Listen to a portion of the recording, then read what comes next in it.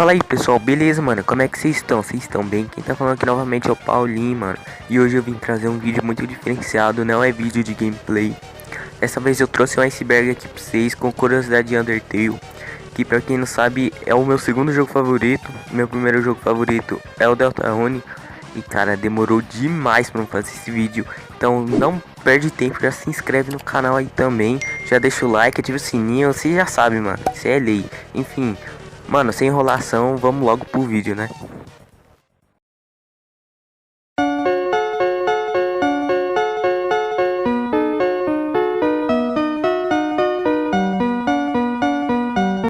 Alguma vez jogando um game, você já deve ter se perguntado se o protagonista do jogo é um garoto ou uma garota. Mas o próprio Toby Fox revelou que é uma pessoa andrógena, ou seja, não tem gênero. E vai muito do ponto de vista de uma pessoa, porque na minha opinião parece muito mais uma garota do que um garoto, mas tem gente que acha que é o contrário, né? Pra quem não sabe, um anagrama é um tipo de código onde, se você inverter as letras de uma palavra, podem formar outras palavras, como no exemplo Undertale. Se a gente pegar o Undertale, a palavra no caso, e trocar algumas letrinhas, a gente pode formar Deltarune, que é o nome de outro jogo do mesmo criador, Toby Fox. É uma coisa muito legal de se ver, mano. Tanto na rota genocida quanto na rota pacífica, abaixo do trono de Azor, você pode entrar numa sala onde tem 8 caixões com 8 corações coloridos, né, de cores diferentes. E esses corações, eles não estão aí por acaso, né, eles são almas de crianças que já morreram. E eu vou falar cada um o que representa. O amarelo representa a justiça, o rosa a perseverança, o laranja a bravura, o azul integridade, o ciano paciência e o verde representa a esperança, além do vermelho, que é o do protagonista, que representa a determinação.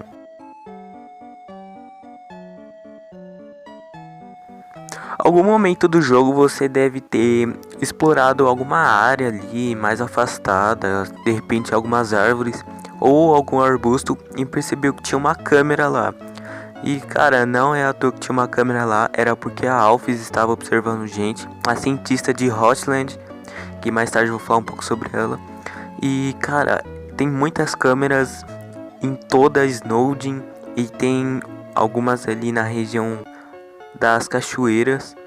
E são 8 câmeras, mas se você contar as duas que tem na ponte, então são 9. Ou seja, 9 câmeras no total.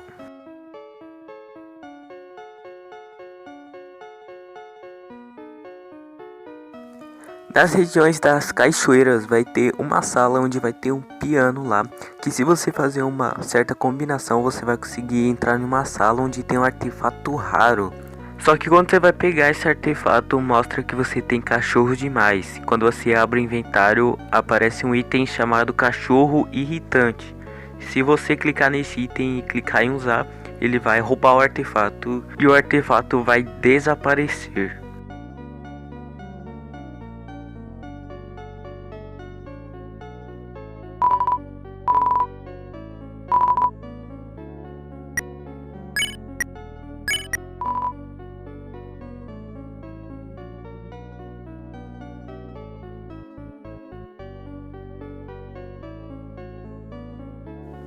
Lá perto pro final do jogo, na rota genocida, se você entrar na verdadeira casa e olhar dentro do espelho, vai mostrar uma mensagem dizendo: "Sou eu, Kara". Que seria o que? Seria uma teoria, né? Os fãs teorizam que seria a Kara que estaria ali no controle de Frisk, que iria fazer ela matar todos os monstros por vingança, né? É uma teoria aí que é bastante falada, bastante discutida, e eu acho que é verdade.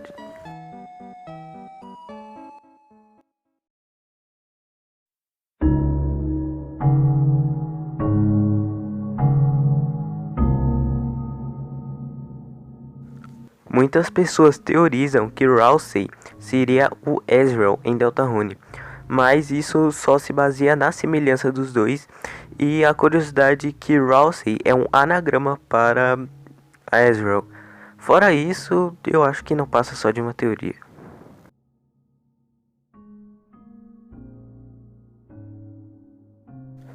Quando você estiver jogando Undertale, tem uma pequena chance de aparecer uma porta secreta no seu jogo. E ela vai te levar para uma sala cinza, onde vai ter somente um personagem no centro. Interagindo com ele, ele vai desaparecer. E se você sair da sala, a porta não vai estar mais lá. Atrás da casa do Sans e do Papyrus vai ter uma pequena porta que você pode abrir com uma chave. Lá vai ser um pequeno laboratório secreto, onde vai ter uma máquina coberta e algumas fotos de algumas pessoas. Em uma das gavetas tem uma foto onde mostra 3 pessoas. E muita gente teoriza que seria o Sans, o Papyrus e o próprio W de Gaster.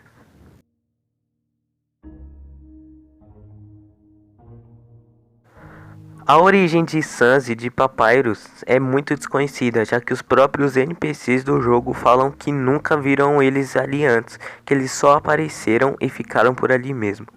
E muita gente teoriza que eles são de uma realidade paralela, mas eu acho que só parte de uma teoria. Muitas pessoas assemelham o Sans ao Ness, o protagonista do jogo Earthbound, mas isso não passa de uma teoria, já que o próprio Toby Fox já fez mods para Earthbound, então a fanbase aí acho que tem alguma coisa relacionada. Eu acho que é só teoria. Pra você que não sabe, Undertale era pra ser uma ROM hack de Earthbound, mas o jogo começou a ficar tão original que o Toby Fox mesmo, ele acabou pegando sua ideia e fazendo um jogo próprio, sem ser uma ROM hack. Então, mano, isso é muito legal porque ele fazia hack ROMs pra Earthbound, inclusive o Halloween Edition, onde teve aquela Megalovania, então é um bagulho muito interessante.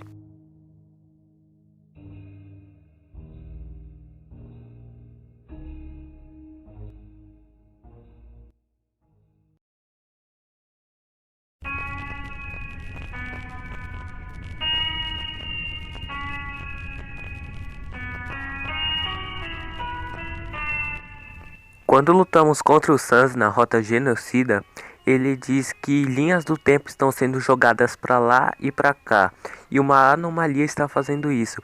Ou seja, ele tem total controle sobre as linhas do tempo, ou seja, ele sabe quando uma linha do tempo reinicia, quando ela inicia e quando ela termina. Mas ele não é só o único personagem que faz isso. Quem faz isso também é nós, o próprio jogador. E o rei Esgor, tanto que se você lutar contra o Esgor e falar que ele te matou mais de 5 vezes, ele vai ficar triste. Então é muito interessante que esses dois personagens saibam sobre as linhas do tempo e algo equivalente a elas, como o reiniciamento, o iniciamento e a finalização.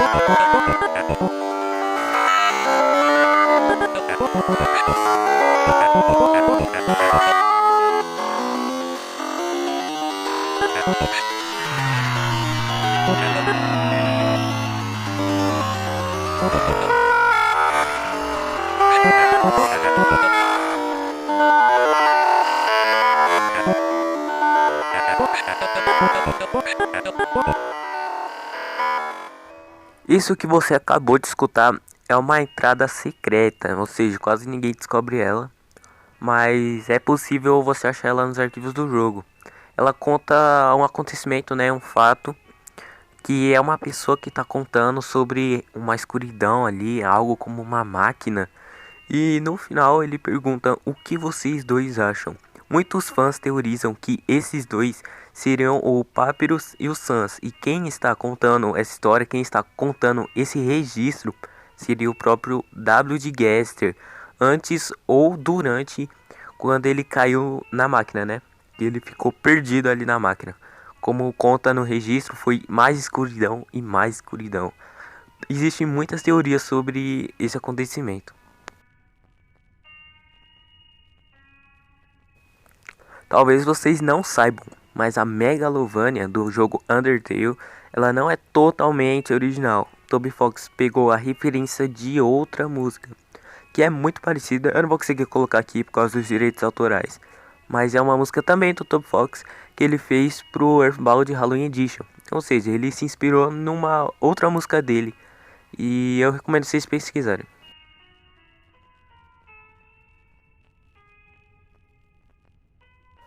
Talvez você não saiba, mas Undertale teve que ter um Kickstarter para ele ser desenvolvido por Toby Fox e pela produção, né?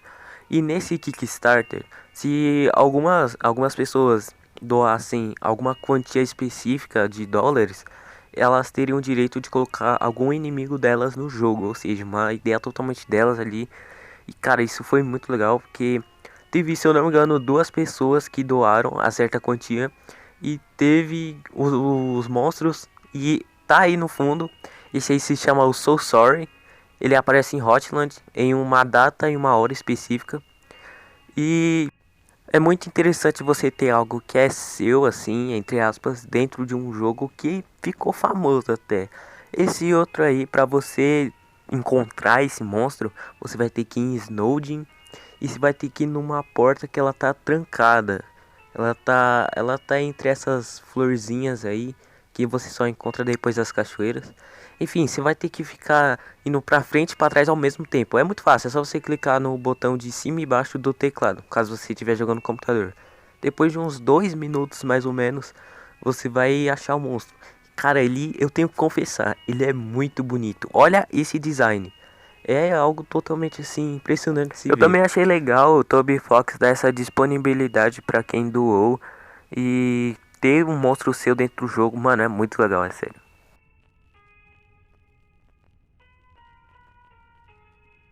Um detalhe interessante do jogo é que se você voltar em algumas áreas depois de já ter passado elas, você vai encontrar o Flowey lá, ou seja, ele tá meio que seguindo o jogador. É um detalhe interessante.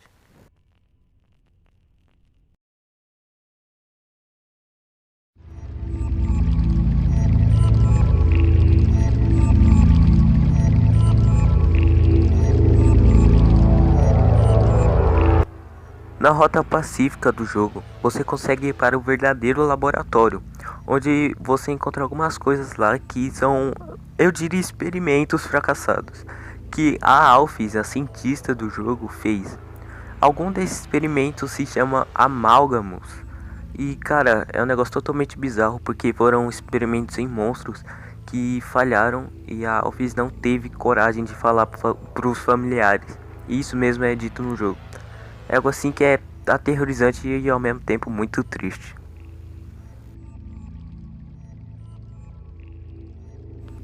Na luta contra o Sans, na rota genocida, ele fala que as linhas do tempo estão sendo jogadas para lá e para cá, para cima e para baixo, devido a uma anomalia. E ele fala assim: isso é culpa sua, não é?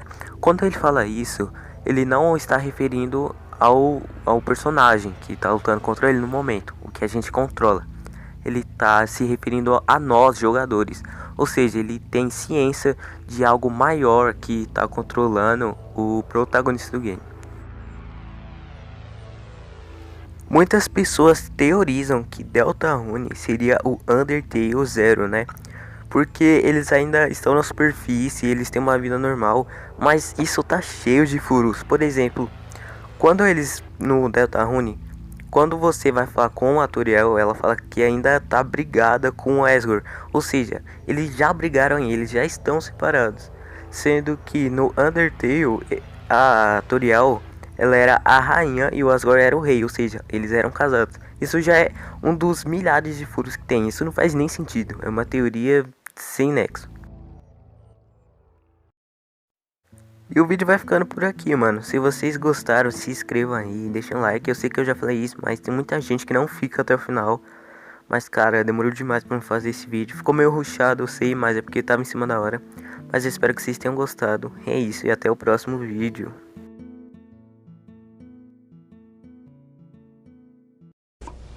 É mesmo, é?